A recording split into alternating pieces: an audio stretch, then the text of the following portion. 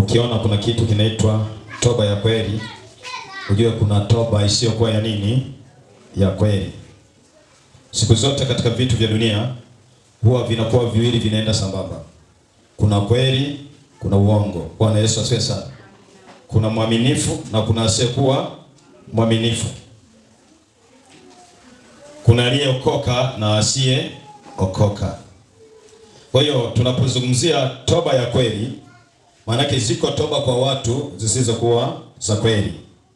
Kwa naomba Mungu akusaidie baada ya neno hili utakapomaliza kusikia, basi uanze kunafanya toba ya kweli mbele za Mungu.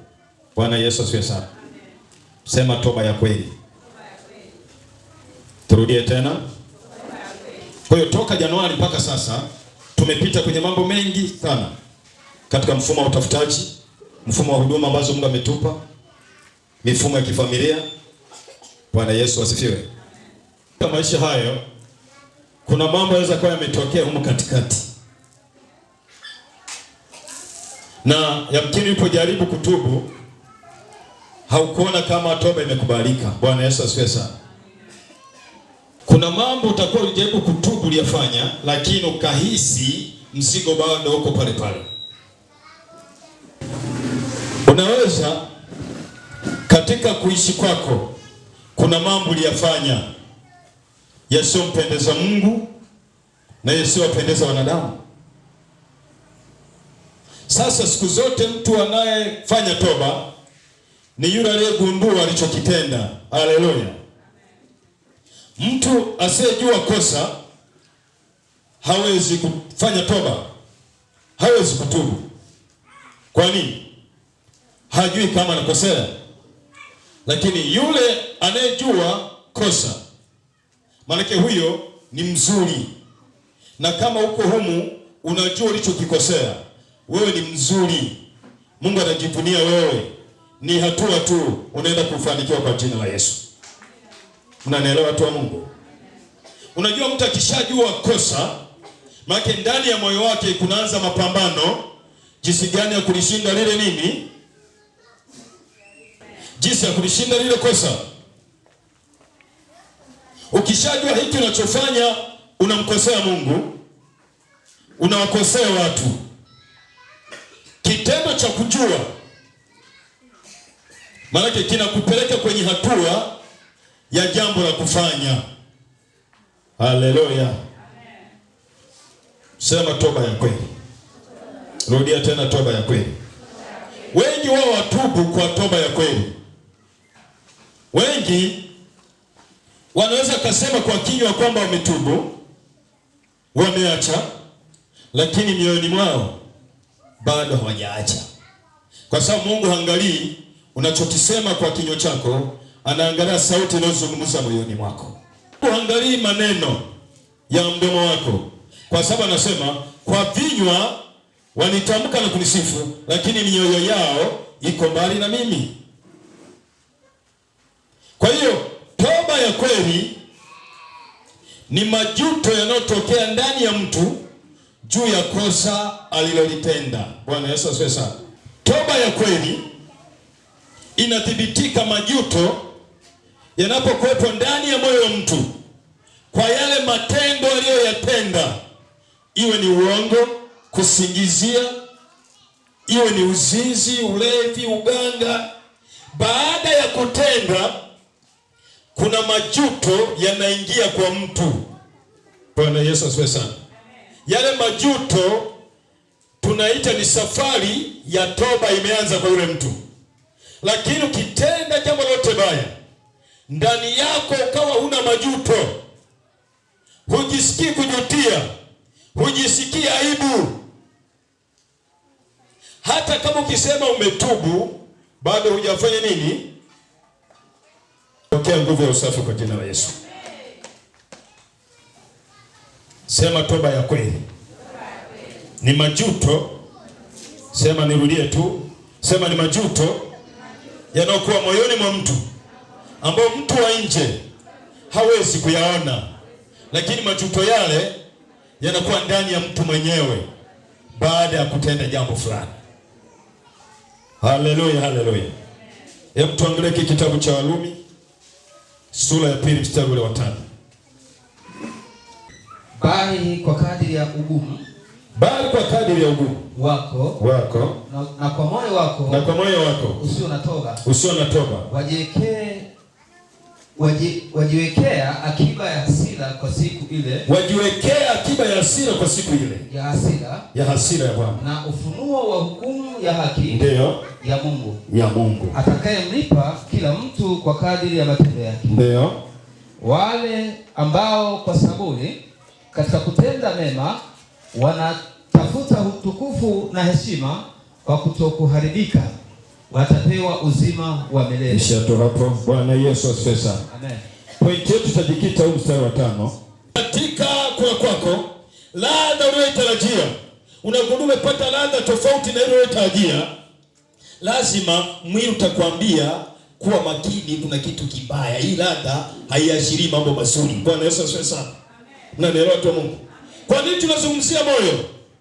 Kule kwenye moyo ndio kusema ndiko kuliko chemichemi za nini? Za uzima. Maana ikiwa chemichemi za uzima katika moyo wa mtu ziko hai, maana ule uhai wa chemichemi ya uzima katika moyo wa mtu, anapotokea amekosea, anahisi ile chemichemi ya uzima imekatika. Haleluya. Anza kuhisi kuna kitu kimeondoka, kwa sababu dhambi inaleta mauti. Na kwa kuwa dhambi inaleta mauti, unapokosea tu, unapotenda dhambi tu, tayari katika moyo kuna kitu lazima kisikie. Kama ulikuwa umekaa sawa sawa na Mungu, utaona utofauti wa maisha yako sasa, kabla na baada ya kutenda. Bwana Yesu asifiwe sana. Utaona utofauti. Sasa sema, kwa ugumu wa mioyo yenu. Ugumu wa mioyo ni kwamba unajua umetenda jambo, lakini husikii majuto yoyote, husikii maumivu yoyote. Iko hivi, mtu wa Mungu hata anapokosea, ndani yake kunainuka vita, inaitwa mgogoro binafsi. Bwana Yesu asifiwe sana. Ndio maana unaweza kama umekaa hapa kwenye kiti unajutia, huko unapambana na kitu, lakini ndani ya moyo wako kuna kitu kinaendelea. Na mpaka huko unajilaumu, wengine wanajifyonza, wengine wanajipiga mpaka makofi, wengine anaweza kalia hajui afanye nini. Mtu wa namna hii, huyo ni asili ya mtu wa Mungu. Hebu tumtukuze Mungu wetu. Amen. Ni asili ya Mungu hiyo. Kwa sababu Mungu anasema ukikumbuka wapi umeanguka, kitendo cha kukumbuka unaanza kufuatilia kwa nini umeanguka. Yesu asifiwe sana. Lakini ukianguka ukaacha kufuatilia kwa nini umeanguka, na usione shida kuanguka kwako, maana yake ni tafsiri mgumu. Na moyo mgumu sio moyo wa toba, na moyo wa ulio safi ni moyo wenye toba. Kanuni za Mungu, ukitaka kumwona Mungu ni sharti uwe na moyo safi. Huwezi kumwona Mungu kwenye uchumi, eneo la familia, kama moyo wako ni mgumu na sio safi. Mathayo sura 5 mstari wa 8. Biblia inasemaje? Heri wenye moyo safi, maana hao watamwona Mungu. Isheto hapo. Bwana Yesu asifiwe sana. Heri wenye moyo safi, maana hao wenye moyo safi ndio watakaomwona Mungu. Na unaposoma andiko hili, usifikiri kumwona Mungu siku ile ya mwisho ya parapanda. Utamwona Mungu katika kazi zako. Haleluya. Utamwona Mungu kwa uzao wa tumbo lako. Utamwona Mungu ofisini kwako. Kwa kwa tutakapoenda, lazima muone Mungu akikupigania. Hawana sifa ya kumwona Mungu, lakini wenye mioyo iliyopondeka wana sifa ya kumwona Mungu. Naomba Mungu ajifunue kwako mwisho wa mwaka huu, umwone Mungu kivuka salama na watoto wako. Sasa moyo wako ni safi kiasi gani? Maana dhambi inatia doa usafi wa moyo. Dhambi ndio inaharibu usafi wa moyo. Dhambi inafanya moyo kuwa na giza. Dhambi ni matope katika moyo wa mwanadamu. Kwa lugha nyingine, dhambi inaenda kuharibu chemichemi, maji hayatoki vizuri katika moyo wa mtu. Ulikuwa unasifika kwa kuwa na kauli nzuri, kwa sababu ya dhambi yanaanza kusikika maneno mabaya, mazungumzo mabaya, na mazungumzo mabaya huharibu tabia njema. Maandiko yanasema kwenye ndoa watu wasipozungumzana vizuri, Maana ikiwa anazungumzana kwa ubaya, maana tabia njema ya ile ndoa iliyokuwepo taratibu iko inakufa. Naomba Mungu afufue ndoa yako kwa kuleta tabia njema tena moyoni mwako. Hamsemeshane, mwongei. Unaweza kuzungumza na watoto, kuzungumza na wazazi. Kwa nini? Moyo umeanza kuharibika. Moyo kivutio cha Mungu ili kujifunua kwa mtu ni moyo wa mtu. Moyo wako ukiwa safi, Mungu anavutika umuone. Na ukishamuona utawasimulia watu matendo na jinsi ulivyomuona, jinsi gani alivyokutendea. Na uwezo kumuona Mungu akakuona hata kama jinsi alivyokukuta. Mungu ukishamuona lazima kuna kitu anakuachia. Hello. Muone Mungu. Ni sharti moyo wako uwe mwema na safi. Sasa dhambi inaharibu moyo. Naomba usivuke mwaka huu na dhambi hiyo. Kataa kabisa. Mwambie shetani, nimekukatalia mchana wa leo. Sema, nimekukatalia shetani. Siwezi kuvuka na hali hii.